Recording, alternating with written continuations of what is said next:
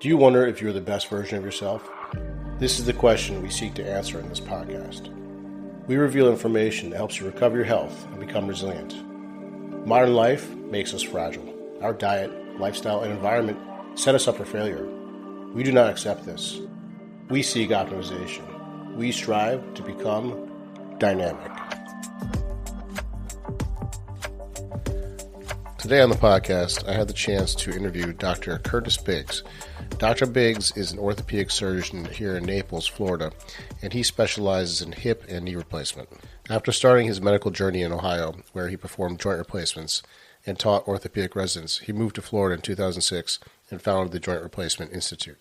He performs over 900 joint replacement surgeries annually and is a national leader in advanced surgical techniques and customized implants. We dive into hip replacements and even talk about his Xerxes hip, something he invented, and who is a good candidate for hip and knee replacement. We also talk about stem cell, PRP, steroids, all kinds of injections. So listen up to hear some in-depth knowledge. Dr. Biggs, thank you so much for coming on the show. How are you doing today? I'm doing great. Thank you for having me.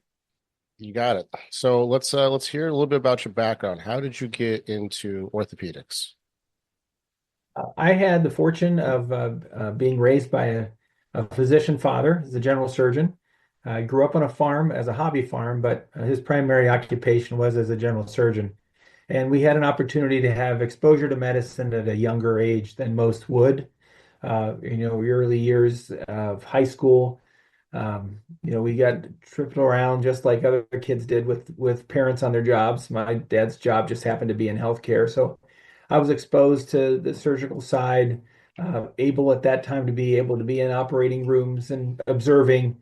And I always thought it was more interesting what was happening across the hall. Yeah. My dad did general surgery, which was fascinating in itself, but the guy across the hall was using hammers and drills and seemed to be reconstructing people. So it tended to gather my attention a little bit easier. And then I had an exposure at that age of what was happening. And I'm one of the few people that left high school, not, oh, I'm going to be a doctor. I want to be a hip and knee replacement specialist. How do I get to do that? And so Oh, I had my goal in mind and had to go, okay, we got to go to college. We got to go to medical school. We got to do a residency. You got to do a fellowship. So I knew my pathway before I even got out of high school, what I wanted to do. I was very fortunate that I didn't have to go through college thinking like, well, this is awesome. I want to do this is awesome. So I was very lucky that I had a pathway, and even at a young age, what I wanted to do. yeah, that's a blessing. A lot A of people pleasure. struggle with that. Yeah. Out of curiosity, why hip and knee? Because one, it's big. The process that's the two largest joints in our body. There's a super high patient satisfaction rate with them. So the patients feel great. They do well. They're some of our more successful surgeries we do in all of medicine, and the return to function. And there's a lot of engineering and physics principles that go into reconstructing it on top of the medical side. So it had what I wanted to accomplish. Wanted I can help people, and it was complicated, and I got to use my hands Yeah. as a farm kid. That was also very kind of important part of my youth. So you grew up with a lot of tools and you just wanted to bring that into your occupation. Yes, yeah, it's fun to construct, whether it's Tinker Toys or Legos. It turned into people. That's funny. But I have to say, on the rehab side, I agree with you. Hip and knee does really well. And I always tell people, if there's one joint you had to replace, it's the hip. I feel like the hip does exceptionally well. Absolutely. I loved it so much I had mine replaced 2 years ago. There you go. And it was as advertised. It's the most successful surgery in orthopedics. We have a 98% success rate and patient satisfaction. And there's room for improvement on any surgery that we do, but Mhm. that is one that is a very quick return and function, and people are happy. It's the knee's a little tougher, a little harder, but it's also one that in this area it's incredibly prevalent. Yes. Yeah, I'll say the knee rehab can be a little more tender. It's definitely Yeah. a little more of a painful rehab, but the outcomes are fantastic. So I want to get into the approach. So posterior versus anterior. You do all anterior, correct? Primarily anterior. We'll go a different approach if the patient's anatomy requires it, or Hmm. there's a special process that we need to do to reconstruct. But 95+% of what I do is an anterior approach. The differences between them are the direction and what you have to go through or go between to get there. Hmm. Uh, there's really, of all of them, they all work very well. And the most important thing I can tell the patients is that the surgeon that you utilize for your procedure, you want them to use the approach that they use most commonly and the most comfortably.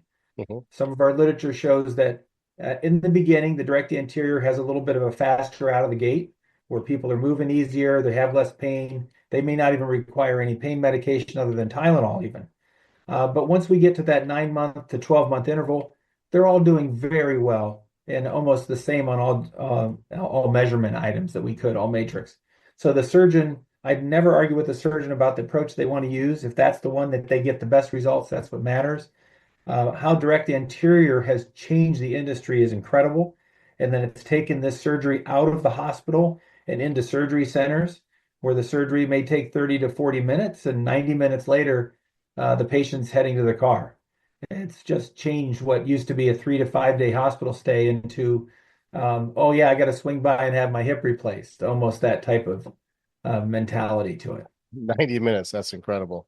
Yeah. Yeah, I saw that you perform a lot of these surgeries. And I just want to explain for the listeners, anterior means they're going in through the front, whereas posterior means they're coming in from behind. So would you speak to some of the advantages, maybe what situation would you go for a posterior approach? That's a great question because there are definitely indications. So if you have a defect in your acetabulum, which is the socket of the hip, that it's in the backside where sometimes that occurs, we may have to place extra bone there. It's very difficult to get that when you're coming in from the front of the hip to be able to reconstruct that to make that appropriate. Sometimes there's muscular deficits, which require us to take into consideration which direction we go into. And that those can also be helpful restoring some leg lengths, bony anatomy or structures that are inadequately formed as a result of just congenital may have to be addressed in a different manner. I see. Now, with the posterior approach, I know a lot of times the glute medius, you have to get through that. Are there techniques now where you can spare the glute medius? Absolutely. So Yeah. there's different ones. The direct posterior lateral does not have to interrupt the gluteus medius. Hmm. It does go through, you release the piriformis and the short external rotators to gain access to the socket as well as the ball. That's where there's a potential there to be a weakness postoperatively that could lead to a higher dislocation rate, Hmm. which is an unfortunate complication that can occur after hip replacement. It's less likely to occur with an anterior approach. So that's one of the downsides of the posterior approach. But it's again, if it's the surgeon has used it for many years, their dislocation rate is extremely low, but it's a consideration that may have to be taken into account. Yeah. So if you go through a lateral approach, which is not nearly as common, that's where you do disrupt the gluteus medius, and you take down about a third of that muscle off of the bone. It's then reattached through drill holes and reattached with a Kevlar suture so that it's less likely for that to break. And then there's some limitations for the first few weeks after surgery to make sure that portion of the tendon that's taken down is reattached and allowed to heal. So there are advantages there. So the size of the patient. So a very heavy patient, it is easier to go in from the posterior approach than it is from the anterior approach for most surgeons. It takes a special amount of experience to come in from the front side in order to make that work properly and get good. Most importantly, put the device in where it's supposed to be. Right. That's what this all comes down to. The device has to be put in right for these things to last what we're expecting to be 25 to 30 plus years. Yep. Yeah. So if I had to get my hip replaced, I'd be hoping for an anterior approach because I see this also on the rehab side. They just seem to get better so much faster. And a big part of that, I think, is also just not having all the precautions, right? So there's certain There's motions, none. yeah, there's certain motions you're not allowed to do with a posterior hip, but anterior, I've seen some surgeons say, watch out for hip flexor stretching, like going into too much hip extension. Yep. But I mean, that's most people don't even do that anyway, so it's usually not a problem. They haven't done it in years. Exactly. You'd be amazed. Everybody wants to go back to yoga after they've had their hip replaced. And Yeah. Yeah, so there is some cautions, some motions that we don't want to use posterior as well as lateral, but anterior we have very few limitations, such as crossing your legs. That's allowed. Bending past 90 degrees, which is a common restriction, but that's fine anterior. That's what allows people to get moving a little bit quicker because they're allowed. Now, when someone comes into your office and they're like, I'm feeling a lot of hip pain, is it time for replacement? Like, how do you go about deciding when it's time for them? So first is, of course, is listen to the patient. I want to hear the story. Where does it hurt? Why does it hurt? What do you do to make it stop hurting? How long has it been hurting? Have you ever had surgery on this part before? Those are things that are extremely important. Um, we have our diagnostic imaging, which is always helpful, primarily an X-ray. Will probably make 90% of the diagnosis as far as testing goes. An MRI is uncommon to be needed for a hip replacement diagnosis, but the most common thing is to put your hands on the patient, run them through a range of motion, see what it is that is limited, see what causes their pain and what their restrictions are. So the most common thing when a patient comes in to talk, the first thing is I hurt in their groin. When we think of hip, most people grab the outside of their butt and say, "Oh, my hip is out here." But for us in orthopedics, the hip is actually in the groin. That's where the ball and socket rub against one another. That's where the pain occurs when the cartilage wears away for arthritis.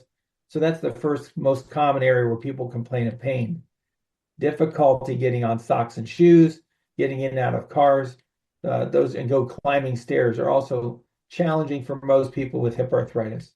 For me personally, my wife had to put on my socks and shoes for the last 2 years because I couldn't reach it because there was a bony impingement. I couldn't actually bend my hip up far enough for me to reach my toes. So those are some of the things they come in and you mentioned them like, can you put your socks and shoes on? And they get the sheepish smile of like, oh, I can't put my socks and shoes on. That's why I wear flip-flops all the time Yep. or slip-on Skechers. So those are some of the telltale signs that a hip is probably our primary issue. Yeah, one of the things I noticed too with any arthritic hip is one of the first things to go is hip internal rotation. Have you noticed that pattern as well? Very uncomfortable. Yep. So especially in this town, we get the people that come in and say, I'm really losing distance on my golf swing. They're usually a right-handed golfer with a left-handed hip arthritis, and they can't turn because that internal rotation just locks them up. They start coming across the ball and it leaks out to the right. And so they're there because their golf game is suffering and they want to see what the problem is and what can they do. Yeah. Yeah, It's such a classic classic pattern. internal rotation Yep. is, Yeah. is definitely the most common. Yeah, I see that a lot too, with golfers in particular, where they're missing hip internal rotation, and then they end up with back pain on top of that because now they've sort of maxed out their internal rotation on the fall through, and now they're asking more out of their back, and that starts to create back irritation. So it all goes Yeah, together. it sure does. Yep. Do you do any biologics like stem cell or PRP? That's a great question. It's a hot topic.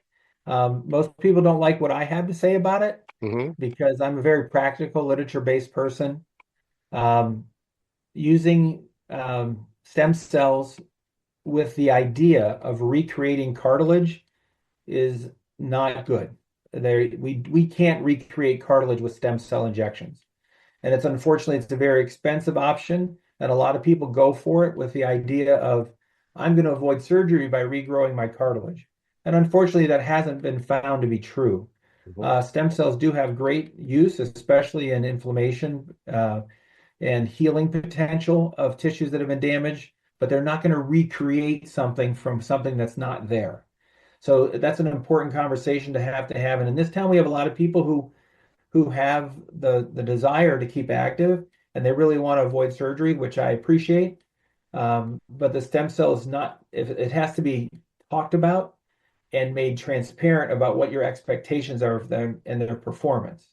Now, platelet-rich plasma, which is a different biologic that's taken from the bloodstream as opposed to from the bone marrow or amniotic tissue, which is where the stem cells are utilized from, that has a different course. It is a terrific anti-inflammatory. It works wonders in tendon injuries like tennis elbows, lateral epicondylitis, medial epicondylitis, bursitis.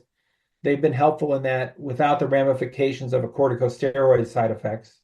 They also have the benefit of being part of you. They're natural. So it's not like you're putting a chemical in that's foreign to your body. It's actually you.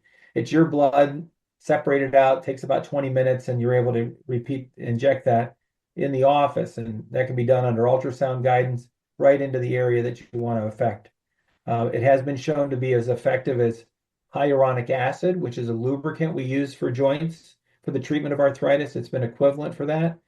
Both of them have the same downside in the fact that they're not covered by insurance, and they can be anywhere from $1,000, $750, $1,500 for PRP. The stem cell, depending on where who has them, who's giving them, can range anywhere from $3,000 to $7,000 for that injection. And so that's their biggest downfall, is making sure that people understand what they're doing, what they're expecting it to do, and that there's an expense associated with it, with no necessary guarantees of its outcome. So you mentioned that PRP is as effective as hyaluronic acid. So you're referring to basically like a Synvisc shot that you typically put in a knee? Yes, yeah. There's many companies have different versions. Synvisc, Orthovisc, Hyalgan, Euflexa, Supartz, Duralene. There's a lot of different types. There are very few that are actually synthetic. Most of them occur from rooster comb. So it's broken down from rooster comb, like Synvisc, as you mentioned. They have a good about 80% success rate, depending on which brochure and literature you want to utilize. But they work best in mild to moderate. They do not do well in those patients with severe bone-on-bone grade 4 arthritis. That is, unfortunately, that's throwing a squirt gun at a forest fire. Yeah, I've seen the same exact thing. Do you have a preference between a hyaluronic acid or a PRP? Let's take the knee, for example, a mild arthritic knee. Is there a preference between those two? Initially it comes down to what is your insurance, truly, Yeah. because the hyaluronic acid will be covered by most insurances. There's only a few, like Florida Blue, that do not cover it. Otherwise, there's an expense issue that you have to have that conversation with the patient and Mhm. saying, this one's going to be covered, this one's not. And because you use this doesn't mean you can't use this later. So there's people that don't want to inject in a chemical that they feel, and they'd rather use their own natural substance. And so that's also an effect that goes into it. We normally, head towards the direction of the hyaluronic acid first, just because it's not normally has an expense associated with it. It has almost a 30-year track record of use, and we know what we're going to get from it as far as that patient. I've had people that have used it for every 6 months for 7 or 8 years, which with decent relief. So there's positives to it for sure. The PRP is a little bit more variable in your outcome, and it also has the expense associated with it you can't ignore. No, that makes sense. Is hyaluronic acid cleared for all joints, or is it just the knee? In this country, it's just the knee. Yeah, that's what I thought. So Yeah. unfortunately, in Okay. Europe, it's you can use it in any joint. It'd be great here now. There are people that use it where they'll purchase it and then it's injected into the joint because it's safe into other joints. But as far as it's what the box says that we use in the office, it's injected for the knee. Okay. Got it. All right. And then you mentioned corticosteroids. I'm glad you brought that up because I get a lot of questions on that. And I think some patients kind of think it's going to be the fix. No. I know. Would you mind speaking to that, some of the pros and Sure. cons of steroids? Yeah, that's one of the early stages of the conversation. Okay, we're going to talk about a lot of different stuff. I'm the waiter, going to give you the specials, but the first thing we're going to talk about, there's only one solution to this in the end, and it's probably just going to be surgery. But we can talk about these other things that can modify your symptoms. And the one that's most common is a corticosteroid. That's an anti-inflammatory medicine that's injected directly into the joint. We commonly mix it with a numbing medicine. That's the wow factor of like, wow, I feel so much better. I haven't even left the office yet. That's not the steroid. That's the Marcaine or the lidocaine that's giving you that benefit. It is a temporary. I compare the hyaluronic acid to the cortisone as one being the long distance airline, the other is a helicopter. The cortisone, we inject it, that helicopter takes off straight up, and then it slowly wears itself down. Where the hyaluronic acid, it may take 3 or 4 weeks to get its maximum improvement, but it's going to go hopefully 4 to 6 months versus 2 to 3 months, which is what the cortisone typically lasts. the earlier you are in arthritis, the longer the effect of the cortisone will feel like it takes. So usually what happens, the cortisone's long gone, but the arthritis is mild that they haven't aggravated again.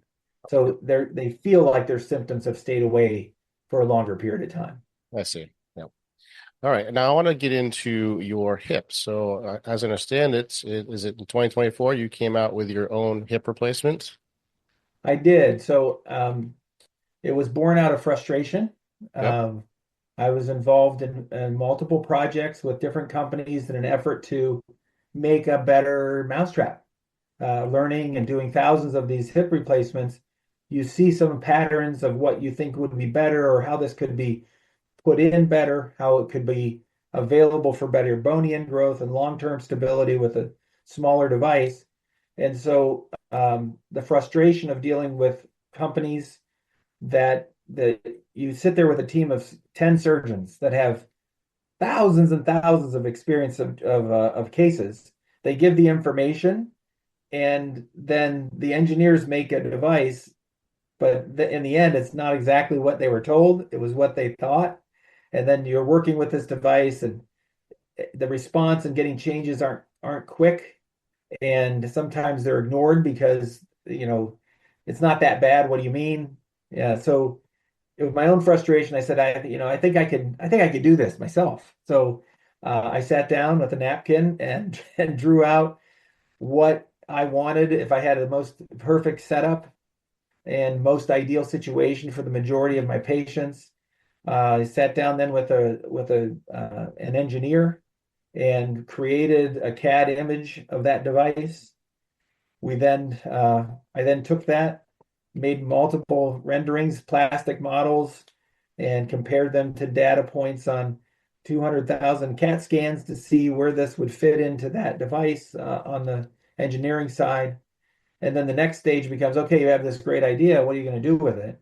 You can then turn it over to a company who could then, it'll probably get buried somewhere, or try to make something or make a difference in your career. That's something that you love your whole life. This is what you've made your calling, so to speak. And so that was a long, hard talk between my wife and I because it's an investment.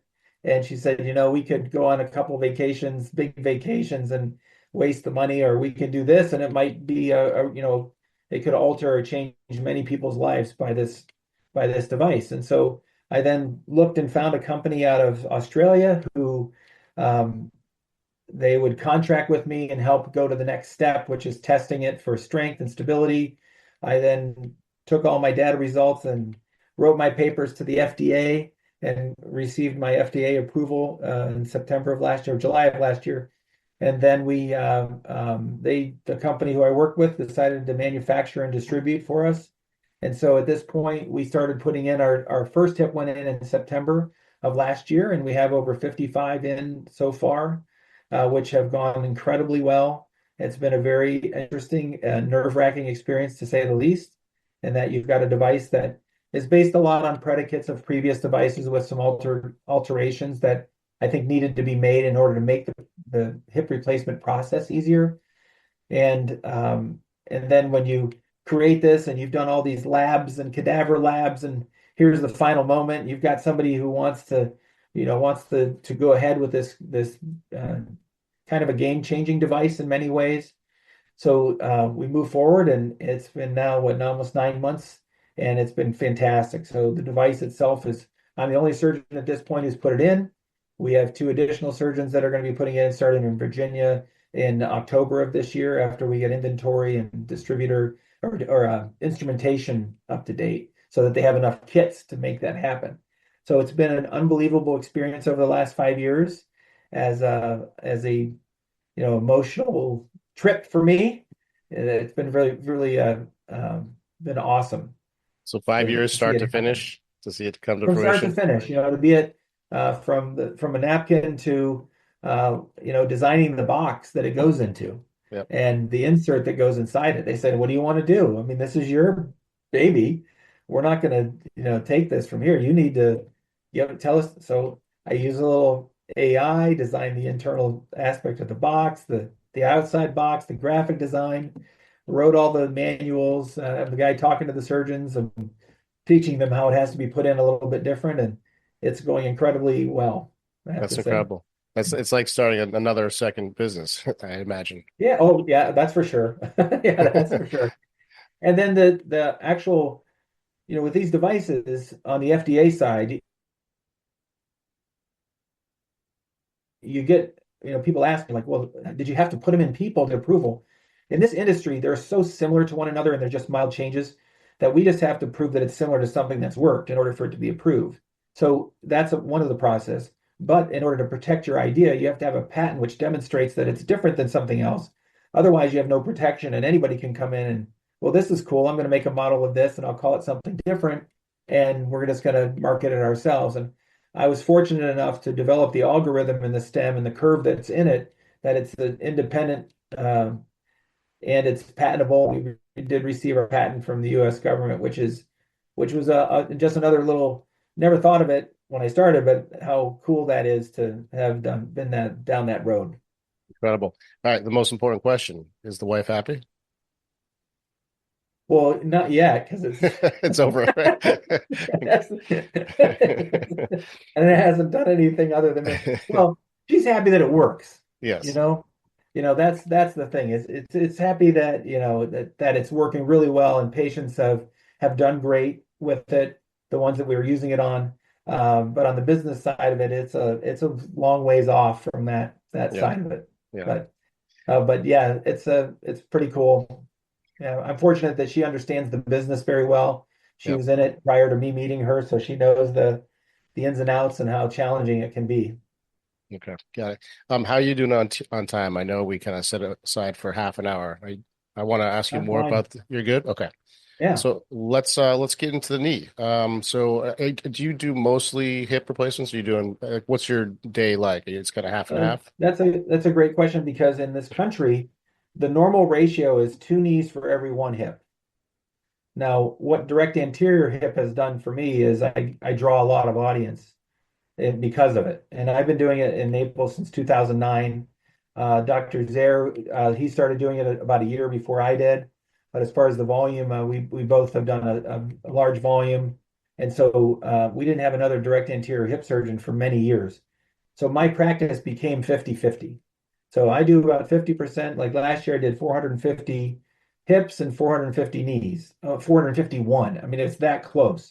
Wow. And I'm lucky, I'm fortunate for that because I enjoy them both. And if I had to pick one, I don't know if I could, just because they're both very satisfying outcomes. They're tricky and challenging. Every case is different. But right now we're about 50-50 at this point.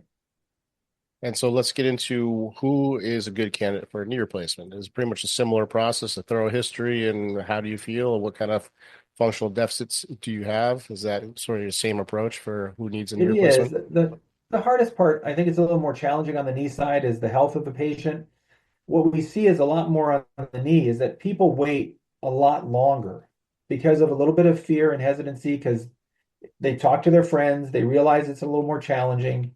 And in this town, we have a lot of patients that are much older and they think that they're going to pass away before they need something done. And that's their mentality of like, Hmm. I'm gonna keep this knee until I pass away. And unfortunately, this is a blue zone. This is one of the longest living areas in the country. Our average age in Collier County is 87 life expectancy. So it's not uncommon for me to have somebody come in at 88, 89, and they're still golfing once a week. They're driving themselves everywhere. They're playing pickleball even.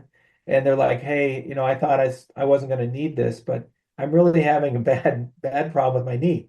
And you look at their knee and it's crooked and it doesn't go straight. And they should have seen you 10 years ago, but they just didn't want to face that music. And so we see that more on the knee side than the hips.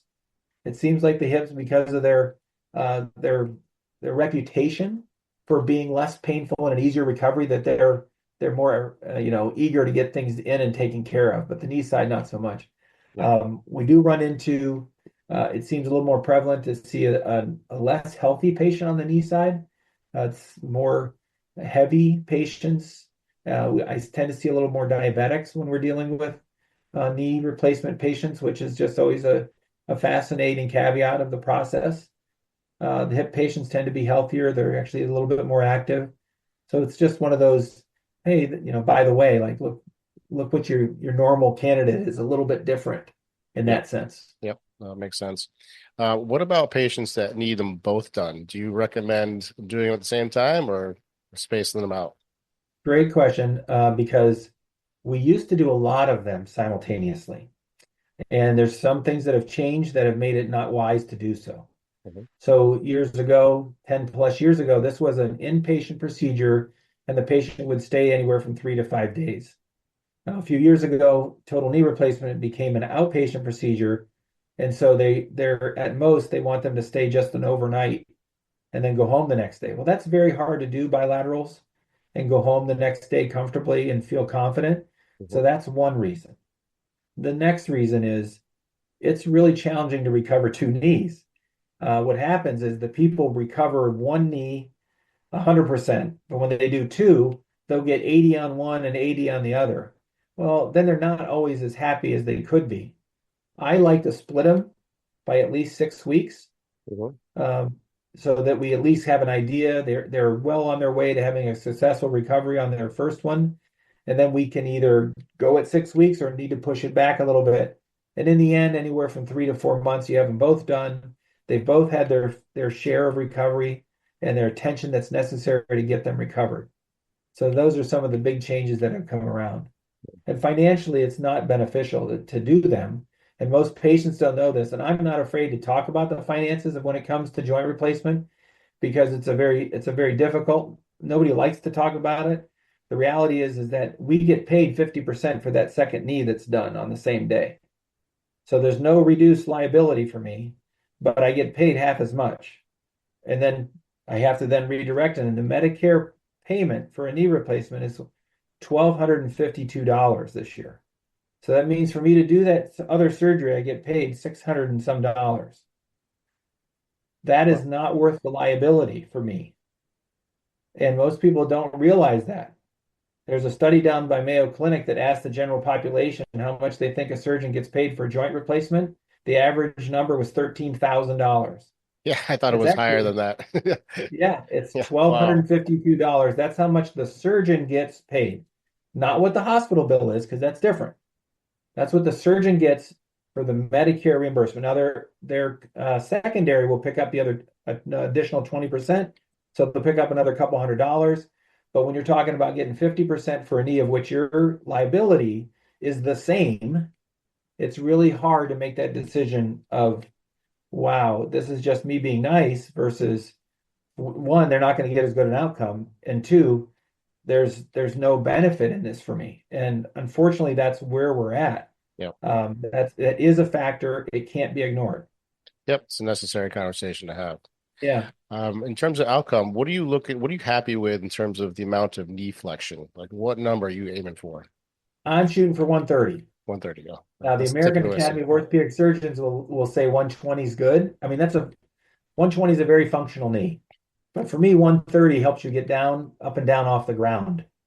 You can actually roll back onto your toes and get back up. Hmm. So it's a big number, but the biggest determination of what your motion is after surgery is what it is before. I'm not going to take an 80-degree flexion knee and suddenly make it 130 Right. because they've become tight and contracted over many, many years. So those are the soft tissue isn't replaced. We resurface the end of the bone and the end of the femur and the top of the tibia. So those ligaments still remain tight. They do have some improvement, but it's not a time machine where we take them back 30 years ago when they were limber. Yeah. Yeah. What do you see in terms of complications like post-op and knee? The biggest complication is stiffness with knee replacement. People worry about blood clots and pulmonary embolus and infections, but those are very, very rare. They're bad. I mean, granted, they're bad, but they very rarely occur. The ones that occur more commonly are stiffness, and that's what affects people mostly on a day-to-day basis.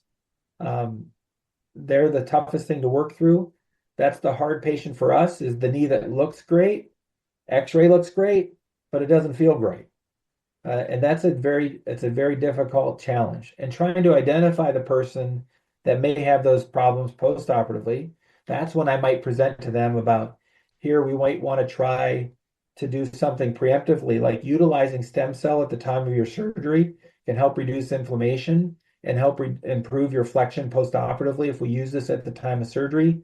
The diabetics, the vascular disease patients, those are the people you're going to run into problems with flexion post-operatively. Hmm. So it's those are things you got to have that conversation before. Yeah. Hey, I think we're gonna have issues. We got to really work at this. Yeah, and I always tell people you have to do the rehab for knee. There's some surgeries that you might be able to get away with limited rehab, but you just need a lot of repetition, and it's really hard to push yourself enough post knee replacement. The rehab has to get done. Yeah, it is really these are just a tough. This is a tougher route. Hmm. Yep. It's a much tougher route. Yeah, much more prone to stiffness. Okay, I want to talk a little bit about your facility. So, was it you and your partner, Dr. Wallace, opened up the Joint Replacement Institute? Yeah, well, I opened the Joint Replacement Institute myself in 2008, and Dr. Wallace joined me in 2014. And then we were in practice on at our original location, and then moved into our new building in 2018, so that we could provide a little bit more service line. So between myself, I do the hip and knee replacements. Dr. Wallace does our sports medicine and our shoulder work. And then we brought in Dr. Beebe, who's our experienced procedural pain management um, physician who's been in the area for many years. And we do have on-site pain management procedure room. We do our fluoroscopy on site. We also have MRI and physical therapy in the building. So that was one of the reasons for us to move, was to provide in hopes to provide, what's called a one-stop shop where we could do everything in-house that we could. And then we had the addition of Dr. Heron, who's our hand surgeon. And then Dr. Toger joined us, who was our foot and ankle surgeon the next year.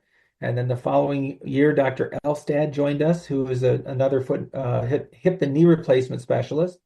And then this past in 2024, Dr. Schnee, our spine surgeon, joined us, which has given us a great product or service line where we can cover you from the base of your skull to the tip of your toes in-house, Oh, which has been great. yeah, you really do it all. But yeah, I've actually been in the facility. It's a gorgeous facility. I met Dr. Wallace a few years ago, so Yeah. I was really impressed with the place. All right, so how do people find out more about you guys? Like, where should I direct them? Your website, social media? Yep. Our website is jointinstitutefl.com, and that takes you to the practice website. You can actually make an appointment online, and then we'll contact you back for the after the request. And some of our biggest news that we've had in 6 months for us is that we just opened our new call center on May 12th. And so it's a very big deal because we had grown so much in the last 4 years that we were getting an average of 15,000 phone calls a month. It's very challenging to address those phone calls appropriately. So we are very excited about our new call center. We have 8 operators now that are able to handle the phone calls and direct them appropriately. So we've heard a lot of complaints over the last few months. We hear you, and we have addressed that change, and it's so far this week has been wonderful. So I Yeah, think that's our biggest news. that's a But good problem to have. it's a good problem to have. It was a difficult to solve. A lot of AI investigation, and in the end, we needed people. Yeah. You need people Yeah, I know as a business owner that the seasonality of this area can be really challenging to staff appropriately. for sure. Yeah. But then you got to keep them staffed during the summer because they're not just going to walk back in the door in October. Yep. So it's That's the right. ups and downs. Oh, sorry. One last question I almost forgot to ask about. I saw on your website that you guys address osteoporosis. What is your approach there? Is that through physical therapy, or what type of treatments do you guys do for Primarily, osteoporosis? we're physical therapy for Hmm. our osteoporosis, and we turn over our medication issues to our endocrinologist or their primary care. Okay. We feel that takes a multifaceted approach in order to get that handled appropriately and to be monitored appropriately. Okay. Great. Well, I think I soaked up enough of your time. I really appreciate you coming on. No, I appreciate it, and if you have any questions, feel free to let me know. Okay. Sounds good. And my other partners are happy to talk about various issues if you uh, have something come across your desk you want to discuss.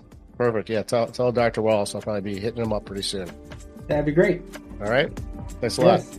All right. Thank you. You take care. Bye.